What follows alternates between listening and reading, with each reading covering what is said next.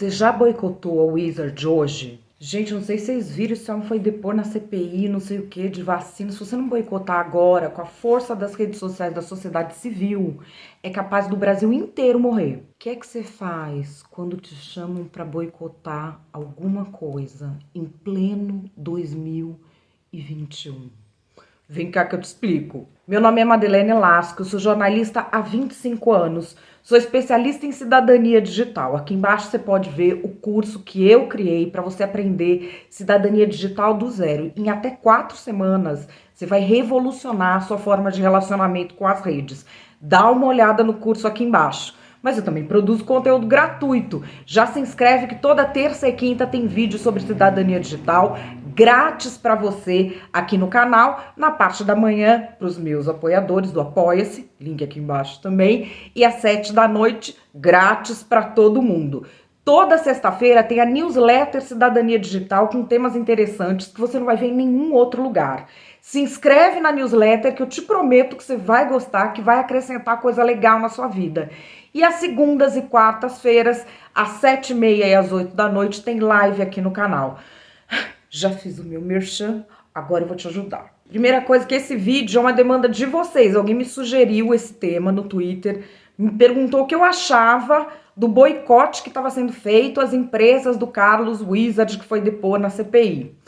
Eu respondi na hora que eu não sabia, porque eu não tinha visto mesmo. Então aí eu fui estudar o tema com mais profundidade para trazer aqui para você o que está acontecendo nesse caso e como você se comporta em casos semelhantes. O que é que está acontecendo nesse caso?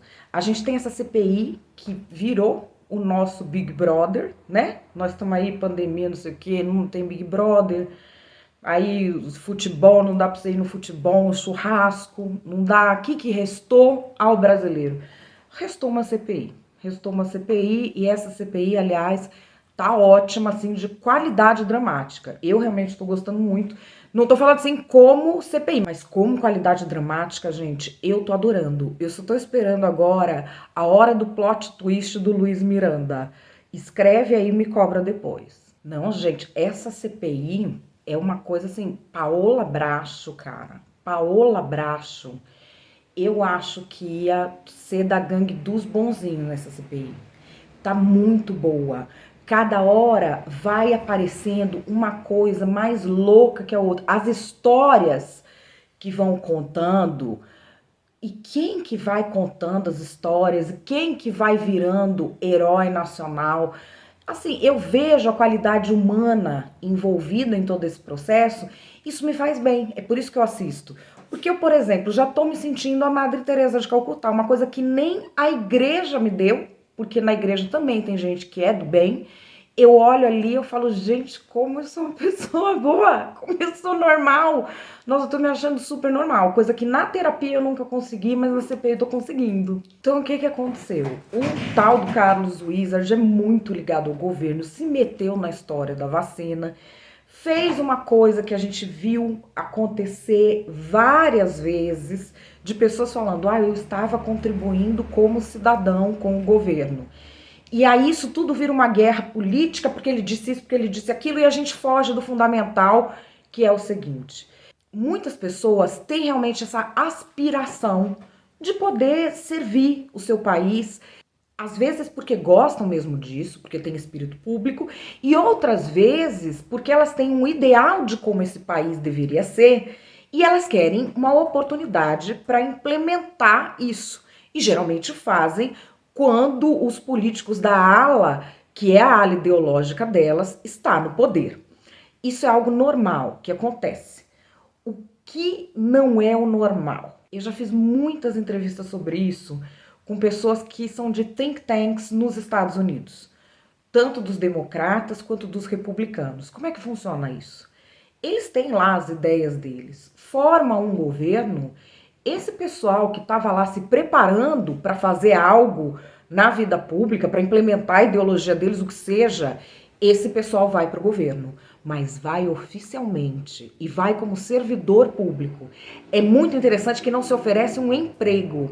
Se fala, do you want to serve your country? Você vai para servir o seu país, como se fosse tipo servir o exército. Só que esse servir te dá uma série de obrigações.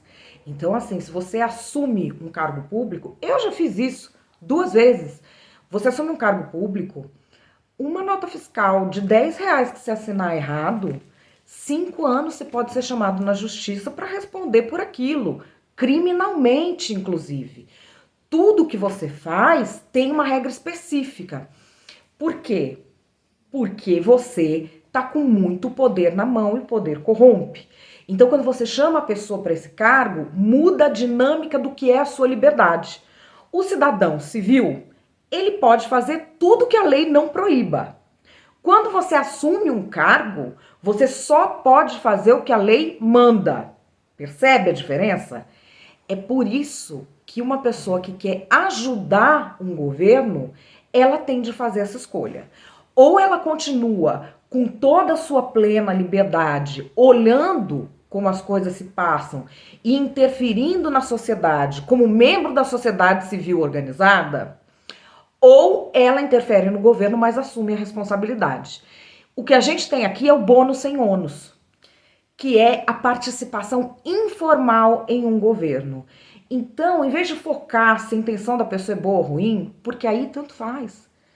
A participação informal numa estrutura de poder, ela vai terminar mal, ainda que ela parta de boas intenções. Esse é um de muitos casos que a gente tem, e não só no âmbito federal. Se você é de cidade pequena, você já se ligou no que eu tô falando e no problema que isso causa. Bom, isso contextualizado, o Carlos Wizard, que é um empresário que não deixou de ser empresário, foi chamado na CPI. Chamaram lá o Carlos Wizard para a CPI. Ele estava nessa coisa de ajuda informal ao governo que sempre dá problema. E não é no Brasil, porque é Brasil. Não, em qualquer lugar isso vai dar problema. Porque você não pode dar poder sem cobrança para um ser humano. Isso não dá certo. Não existe isso, poder sem cobrança. Quando você aumenta o poder, você tem que aumentar a cobrança. Porque senão, a pessoa se perde, é da alma humana. Então nós vamos ter várias pessoas assim. Você vai ter a tal da doutora Anísio, o doutor não sei o que lá. Por quê? Porque isso é uma coisa que é feita num molde que dá errado. Não tem como dar certo. Mesmo assim, você pegar a melhor pessoa do mundo, não vai dar certo. Você vai transformar essa pessoa na pior versão dela. E, enfim, tem lá o Carlos Wizard, que é uma pessoa que é missionário, ele tem os projetos dele, e aí na cabeça dele, ele tinha condições de ajudar nisso da vacina. Tecnicamente ele não tem, mas ele acha que ele tem. E não foi dada nenhuma responsabilidade para ele caso isso desse errado. Ele foi lá e falou, tô aqui ajudando, deu certo, deu, não deu, mas ele não seria responsabilizado por isso. E é esse o acordo que dá errado. E aí, assim, é uma situação que deixa todo mundo muito revoltado, porque nós estamos numa pandemia. Todos nós vivemos perdas pessoais, luto, essa coisa de que dia que eu vou poder vacinar, familiar que não quer ir tomar vacina e a gente fica enlouquecido. Então, assim, entra tudo isso, se vê uma figura como com a trajetória do Carlos Wizard que tá vacinado, as pessoas querem matar o cara. E isso é sentimento mesmo. A pessoa que teve perdas olha o cara e fala, pô, como é que pode, cara? E aí vem a ideia do boicote. Vamos boicotar a empresa do cara. Vamos boicotar. Você deve ter sido chamado. Tem lá o hall de empresas que é para boicotar e que isso, que aquilo, que aquilo outro. Ok. Só que isso serve hoje em dia para quê? Isso serve para conforto emocional de quem participa do boicote. Porque vamos ser aqui, olha aqui para mim com muita sinceridade. Para quantos boicotes você já foi chamado nesses últimos 10 anos? Você lembra quem é pra gente boicotar e quem não é? Entre Nike e Adidas, quem é o mocinho, quem é o vilão? Entre McDonald's e Burger King, onde é pra gente comer, onde não é pra gente comer? Eu tô boicotando a Ferrari. Ferrari e Lamborghini. Eu não aceito, anos que não compro nem Ferrari nem Lamborghini. Apple, Samsung, Motorola. Quem é o mocinho, quem é o vilão? Os boicotes de consumidores, eles partem de um pensamento que não é a moralidade, a vontade popular que tem o poder. O poder estaria somente na economia, no dinheiro. É o poder da relação de consumo. Só que a relação de consumo ela é mercado, ela é oferta e demanda. Você vai comprar um carro que é o dobro do preço do outro, porque a marca do que está a metade do preço falou tal coisa, não sei o que, não vai. Por quê? Porque você não tem uma estrutura financeira para fazer isso. Quando que o boicote funciona? A China boicotou a H&M, que é uma marca de roupa sueca internacional. Aí funcionou. Se é a China, se é o Partido Comunista Chinês, que tem 100 anos, 1 bilhão e não sei quantos milhões de pessoas te sustentando, não. Você sustenta a sua casa, paga os seus boletos. Você vai ter que comprar o que cabe no seu bolso, que é bom para sua família. Essa forma de boicote por redes sociais funcionou quando era novidade e quando o que motivava o boicote era um acontecimento muito extraordinário. Quem decide o que motiva um boicote? Por exemplo, estão fazendo boicote a tal do curso de línguas Wizard. Falando que, por exemplo, na Wizard você não sai falando porque o homem não falou nada na CPI. O homem nem tem mais nada a ver com o curso. Estão boicotando outra pessoa. Tipo, vão lá e boicotam outra pessoa. Ou faz a lista de empresas dele. Ele tem empresa disso, disso, disso, daquilo. Carne nós vamos comprar de quem? Perdigão, Sadia, JB. Quem que é pra gente boicotar? Então, é um tipo de protesto que ele na dinâmica das redes ele faz sentido, porque se todo mundo estiver falando no seu grupo, eu não compro mais isso, eu não sei o que, você se sente fazendo alguma coisa. É o que eu costumo chamar de autoajuda disfarçada de militância. Isso não é militância. Isso não tem nenhum efeito na vida real. Já teve quando era novidade, já teve quando era em casos assim muito excepcionais ou de acontecimentos muito terríveis envolvendo uma empresa. Agora, se todo dia tem um para boicotar, nós vamos fazer o quê? Nós vamos mudar para o mato e vestir de folha e comer fruta que a gente coleta na selva? É isso que nós vamos fazer? E nem vai coletar na selva do outro, porque o outro é transfóbico, eu não vou lá na barraca dele pegar as frutas que ele catou. Não tem como. Esse meio já esgotou o que ele tinha de dar como militância. Mas como autoajuda, eu acredito que para muita gente serve, porque eu vejo as pessoas muito empolgadas falando isso, embora, logicamente, todo mundo sabe que o tanto de coisa que já mandaram boicotar, ninguém sabe mais o que é pra gente boicotar e que serviço que é pra gente promover nessa altura do campeonato. Tem uma outra coisa também, eu sempre faço uma analogia com bancários. Pensa em qualquer banco. Pronto, já ficou com raiva. Banco é igual a raiva. Se a gente pudesse fazer alguma coisa para que o povo super top, que drena todo mundo de um país no SPC, esse povo drenando, se a gente pudesse fazer alguma coisa para eles mudarem, a gente faria. Agora, tirar o emprego do caixa do banco muda? Não muda. Então, a gente tem de ter isso na cabeça.